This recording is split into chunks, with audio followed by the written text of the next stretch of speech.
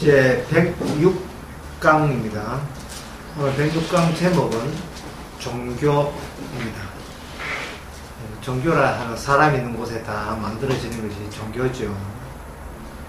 종교라 하는 것은 자신의 완전함을 확인하기 위해서 자기가 섬겨야 될 신을 자기가 만드는 게 종교라는 겁니다. 그 자기가 만든 신을 완전하게 만들면 결국은 그 신을 섬기는 자신이 완전함을 위한 목표점이 생기게 되니까 그저 이러한 행위를 멈출 수가 없어요. 모든 인간은 아담의 후손으로서 신이 되고자 했고, 신이 되고자 하려면 구체적으로 신이 되는 행동에 나서게 되는데, 그것이 모든 면에 있어서 완전함이라는 것을 구체화시켜서 완전함이라는 것을 신으로 규정해 놓고 그걸 따라 붙이는 겁니다. 경배하고 섬기면서 그 완전함을 보고 자기가 즐거워하는 거죠.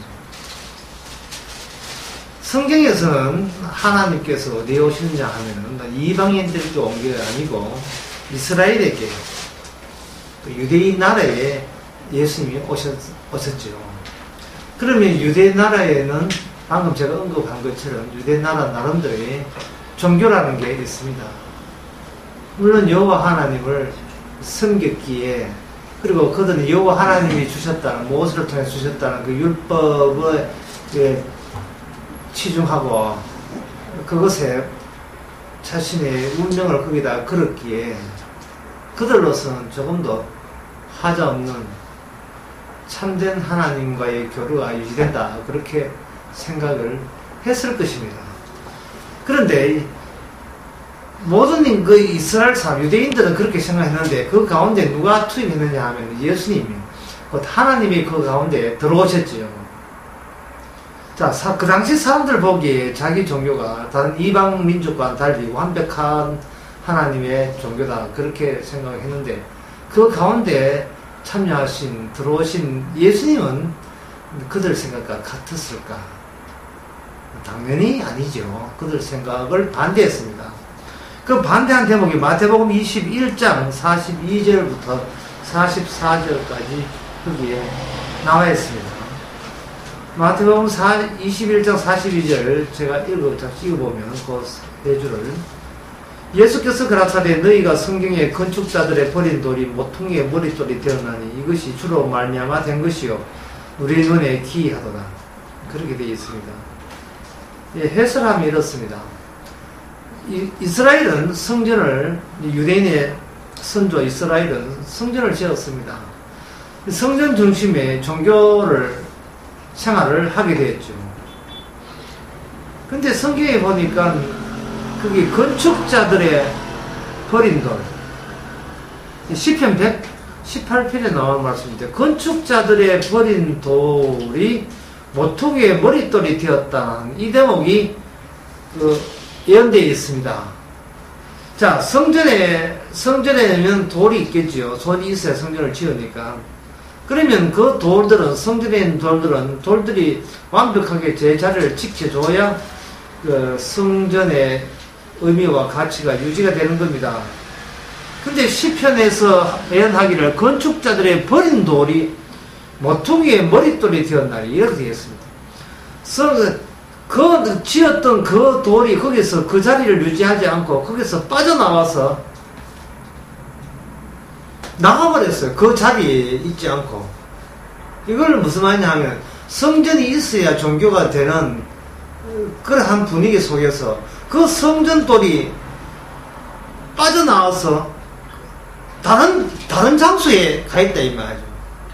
그러면 성전이 두 군데가 되어버리면 이스라엘 사람으로서는 상당히 난처한 입장이 있습니다. 성전이 두 군데라 하면 둘 중에 하나는 진짜일 수도 있고 둘 다 가짜일 수도 있고, 그러니까 둘 중에 하나를 진짜로 잡아야 되는데, 그럼 기존의 성전이 완벽하다는 이 완전함, 제가 처음에 강의할 때 사람들이 종교생활을 하는 것은 자기가 섬기는 신은 완전하다라는 것을 기정사실화해서 종교생활을 하는 겁니다. 그 완전함을 섬길 때 본인도 완전해지니까요. 근데 완전하다고 여기는 그 성전의 모퉁이 돌 하나가 거기서 빠져나와서 다른데 다른 데 나가버리면 빠져나가기 때문에 그 성전은 완전치가 않은 겁니다. 그리고 그 빠져나간 그 자리는 그들이 기대했던, 처음에 기대했던 그 완전한 종교의 자리는 아니에요.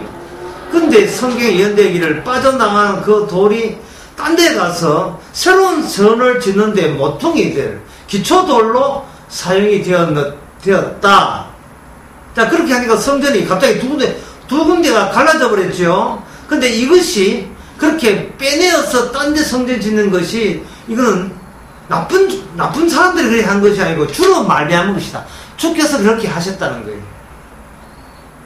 근데 기존의 성전을 붙들고 있는 사람한테는 그게 상당히 기이한, 우리 눈에 기이하도다 되어 있습니다. 자, 이게 무슨 뜻이냐면, 유대 이스라엘 사람들은 종교생활을 하면서 처음부터, 시작부터 완전하게 시작을 하려고 했지요. 뭐 누구나 다 그렇겠지만. 그렇다면 하나님께서 그들의 원하는 대로 호응을 해줘가지고 처음부터 성전을 하나 지었으면 그 성전은 아무 하자가 없어야 처음부터 완전하고 끝까지 완전해야 될 텐데, 하나님께서 도중에 그 완전했다고 여기는 성전에서 돌 하나가 빠져나가서 다른데 또 성전을 짓게 되어버리면 완전한 종교를 시도했던 그들의 모든 기대가 어떻게 되어버려? 그들의 모든 종교적인 가치가 와라로 무너지는 겁니다. 이 가짜다 이 말이죠. 근데 그것이 누가 하나님께서 섬기는 것을 회방하는 사탄이 한 것이 아니고 주께서 그렇게 하셨다는 겁니다. 그럼 처음부터 주님을 겨냥한 번지수가 잘못된 거예요. 처음부터 잘못되었는데 그들은 잘못된 생각을 하지 않았습니다. 하지는 못합니다. 왜냐하면 본인이 완전한 신을 추구하고자 하는 마음이 본인의 마음대로에서 나왔기 때문에, 자기 자신에게 문제가 있다는 생각을 누가 하겠습니까? 그리고 그 다음 문제가, 그 다음 3절부터 44절까지가 더 충격적인 발언을 합니다. 그러므로 내가 너희에게 이르노니 하나님의 나라를 너희가 빼앗기고 그의 나라에 열매 없는 백성이 얻으리라. 자, 지금 예수님께서 그 당시에 유대인 지도자 보고 이런 이야기를 했어요. 유대인 보고 하는 이야기입니다. 그들은 아무리 그들이 못났고 뭐 부족한 게 있다 할지라도 그들이 하나님의 백성의 본 백성이라는 그 점만큼은 그들은 양보할 수가 없습니다. 그들이 신앙생활을 어려운 가운데서 하고 역경과 혼란, 참 핍박 가운데서도 버틸 수 있었던 것은 이러한 어려움과 환난과 핍박이 있지만 참고 견디면 결국 하나님의 나라는 우리의 본자손이 차지한다는 그 기대와 희망 때문에 그들은 어떤 난관도 이길 수가 있었습니다. 그런데 하나님이신 예수님 오셔서 하는 말이 이런 이야기예요. 너희가 빼앗긴다 했습니다. 너희가 빼앗긴다. 본 자손이라고 여겼던 그들이 천국의 그 천국 자리를 너한테 빼앗기고 만다는 거예요. 그러면 가져가는 쪽에 누군지 궁금하지 않습니까? 누구야 우리의 나라를 뺏어가는? 보니까 그들이 열매 맺는 빼앗기고 그 나라에 열매 맺는 백성이 받으리라. 여기에 백성이, 새로운 백성이 등장하는 거예요. 아까 성전이 있고 모퉁이 돌이 빠져나와서 새로운 그 돌 하나 빠져나와서 새로운 모퉁이를 성전하는 그 이야기나, 본자손이라고 자부했는데 그것이 완전히 전면적으로 부정당하고 그들이 전혀 도저히 예상 못한, 그들은 절대로 천국 못 간다고 얘기했던 그 사람들에게 이것이 할 나라가 이동이 된다는 거죠. 그런데 그보다 더 충격적인 이야기는 44절입니다. 이 돌 위에 떨어지는 자는 깨어지겠고 이 돌이 사람을 위해 떨어지면 저를 가루로 만들 것이라. 완전한 종교를 하기 위해서 완전한 하나님을 여호와라고 잡아왔고 그 완전한 하나님으로부터 완전한 말씀인 율법을 가지고 제대로 된 신앙생활을 하고 있기에 천국은 누가 뭐래도 우리의 나라라고 여겼던 그 백성들이 이제는 예수님이 오셔서 하는 새로운 소식에 의하면 시편의 말씀대로 그 떨어진 돌 하나가 이제는 자칭 천국 백성이라는 이 이스라엘을 아예 머리를 친다는 겁니다. 그리고 그 돌과 부딪힌 사람은 다 깨어진다는 겁니다. 이것은 오늘날 교회도 마찬가지겠죠. 사람들이 이 교회가 자기의 욕망의 대상이 되고 말았어요. 교회를 보면서 자기의 욕망을 만족하는 겁니다. 교인 수가 이만큼 불어났고, 교회가 이렇게 예배당이 크고, 헌금이 많이 모이고, 갈수록 점점 더 사람 숫자가 많아질 때, 자기는 만족하는 겁니다. 그렇게 되게 되면, 그들은 자기 자신의 문제 있다는 생각이 날로 갈수록 그것이 희박해지는 겁니다. 주님의 말씀에 의하면 결국 주의 말씀은 이거는 모든 인간에게 다 해당되는 말씀이거든요.